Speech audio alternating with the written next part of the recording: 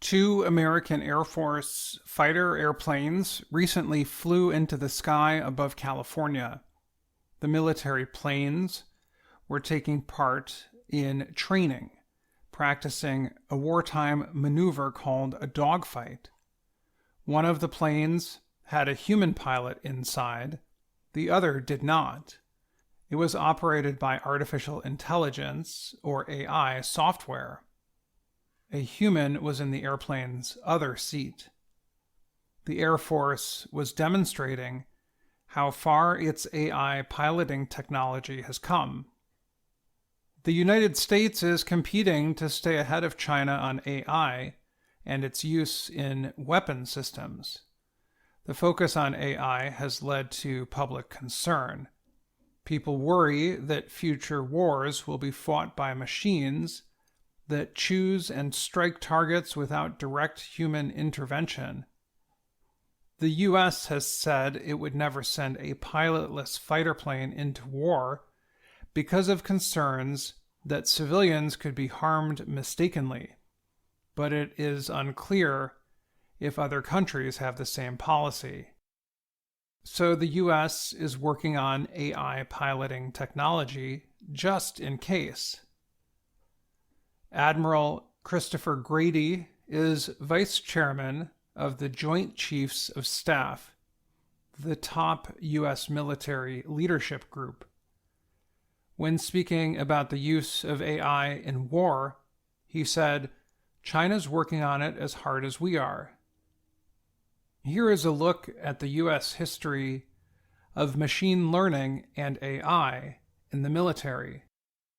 The military started putting computers in control of some systems in the 1960s and 1970s. The Aegis missile defense system was programmed by humans. They gave the system a set of if-then commands because the computer could detect incoming missiles faster than humans. The system could not learn. It could only carry out the rules. So it was not AI as we understand it today, said Christopher Berardi, an Air Force lieutenant colonel who is working with the Massachusetts Institute of Technology, MIT, on AI development. AI took a step forward in 2012 when faster computer processors started to analyze information and write rules. Computer experts call that period the Big Bang for AI. The new data created by a computer is considered artificial intelligence.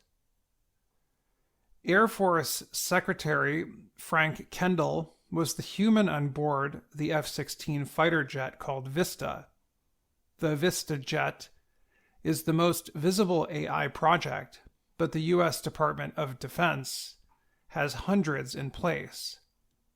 One project going on at MIT includes recordings of Air Force pilots speaking with people in air operations centers on the ground. Service members are training the AI systems to detect the most important conversations and separate them from mundane chatter. The plan is to use AI to alert pilots to critical messages. The Air Force is also working on an AI-powered navigation system that does not depend on satellites. The concern is that satellites could be targeted in war. So instead of using satellite navigation, the Air Force is working on a navigation system that uses the magnetic fields of the Earth. The idea is not new, but before AI, experts worried that navigation systems would not work due to the electromagnetic signal created by most aircraft.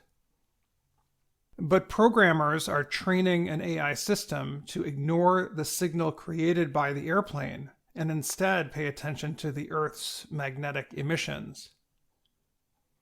Colonel Gary Floyd is head of the Air Force MIT Artificial Intelligence Accelerator Program. He said magnetometers are so sensitive, they would pick up the signal from flashing lights on a C-17 airplane. Floyd called the work so far very, very impressive. We think we may have added an arrow to the quiver in the things we can do should we end up operating in a GPS-denied environment, which we will, Floyd said. The system has only been tested on the C-17 so far. There are some limits to what AI can do, so there is always a human safety pilot on board. For example, AI cannot learn in mid-flight. It can only learn from the data it collects each time the plane is in the air. When the plane is back on the ground, the new information is loaded into a simulator, and the AI system learns and creates more flight rules. But unlike in the past, AI now learns fast. Today's computers have more power than ever before, and sometimes the AI system learns new ways to fly the planes. Sometimes it can beat human pilots in tests. But there are still guardrails. AI may learn a new way to fly a plane, but a human observer will prevent the computer from transferring the details on how to do an unsafe maneuver in the air. The Air Force said it hopes the system it is working on today can be used to create a fleet of 1,000 unpiloted airplanes. I'm Dan Friedel.